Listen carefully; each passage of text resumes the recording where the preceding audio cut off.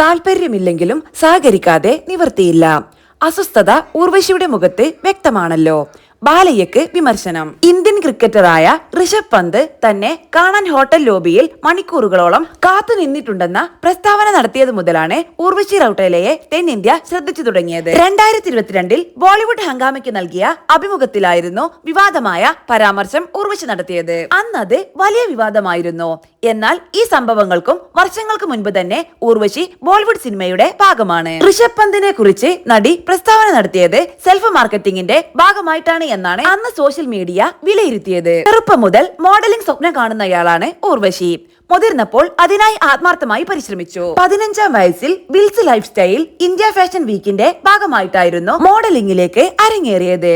Miss teen India title വിജയിച്ചു. Lakme fashion വീക്കിൽ show സ്റ്റോപ്പറായും ശ്രദ്ധ നേടി.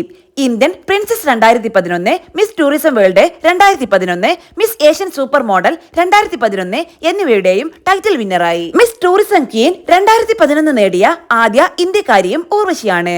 2015 മിസ് യൂണിവേഴ്സ് ഇന്ത്യയായും തിരഞ്ഞെടുക്കപ്പെട്ടു. വൈകാതെ സിനിമയിലുമെത്തി. ഇപ്പോൾ താരം തെലുങ്കിലും ഹിന്ദിയിലുമാണ് കൂടുതൽ സിനിമകൾ ചെയ്യുന്നത്. ഊർവശിയുടെ ഏറ്റവും പുതിയ റിലീസ് തെലുങ്കിലാണ്. നന്ദമൂരി ബാലകൃഷ്ണയുടെ ഡാകു മഹാരാജയാണ് സിനിമ. ചിത്രത്തിലെ ദബിഡി ദിബിഡി എന്ന ഗാനം വൈറലായിരുന്നു. ഒപ്പം തന്നെ പാട്ടിന്റെ സ്റ്റെപ്പുകൾക്ക് എതിരെയും വ്യാപക വിമർശനം ഉയർന്നിരുന്നു. അശ്ലീല ചുവയുള്ള സ്റ്റെപ്പുകളാണ് ഗാനരംഗത്തിലേത് എന്നായിരുന്നു പ്രേക്ഷകരുടെ വിമർശനം.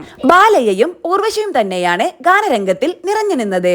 ഗാനരംഗവുമായി ബന്ധപ്പെട്ട വിവാദങ്ങൾ കെട്ടടങ്ങും മുൻപ് ഇപ്പോഴിതാ ഹീറോ നന്ദമൂരി ബാലകൃഷ്ണയെ വീണ്ടും വിമർശിക്കുകയാണ് പ്രേക്ഷകർ. അതിന് കാരണം കഴിഞ്ഞ ദിവസം നടന്ന ഡാകു മഹാരാജാവിന്റെ വിജയാഘോഷ ചടങ്ങിൽ നിന്നുള്ള വീഡിയോയാണ്.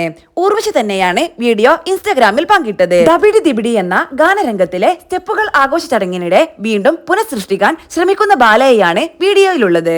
ഊർവശിയെ കൂടി കൂട്ടിക്കൊണ്ടുവന്നാണ് ബാലയ്യ നൃത്ത ചുവടുകൾ പുനരാവിഷ്കരിച്ചത്. വിവാദമായ ഡാൻസ് സ്റ്റെപ്പുകൾ തന്നെയാണ് ബാലയ്യ വീണ്ടും പെർഫോം ചെയ്തത്.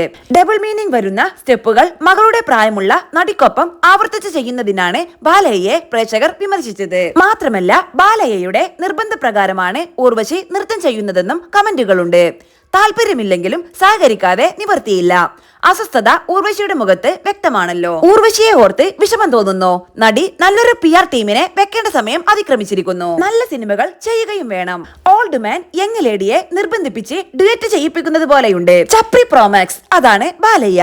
ഊർവശി റൌട്ടേല നിങ്ങളെക്കാൾ പ്രായം കുറഞ്ഞവളാണ്. എന്തിനാണ് നിങ്ങൾ ആ നടിയെ ഇങ്ങനെ ബുദ്ധിമുട്ടിക്കുന്നത്?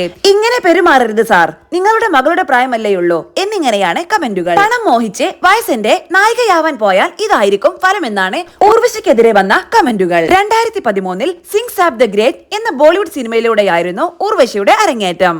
അതിന് പിന്നാലെ യോയോ ഹണി സിംഗിന്റെ ലവ് ഡോസ് എന്ന വീഡിയോ ആൽബത്തിലും അഭിനയിച്ചു. ദി ലെജൻഡ് എന്ന തമിഴ് സിനിമയിലും ഊർവശി അഭിനയിച്ചിട്ടുണ്ട്.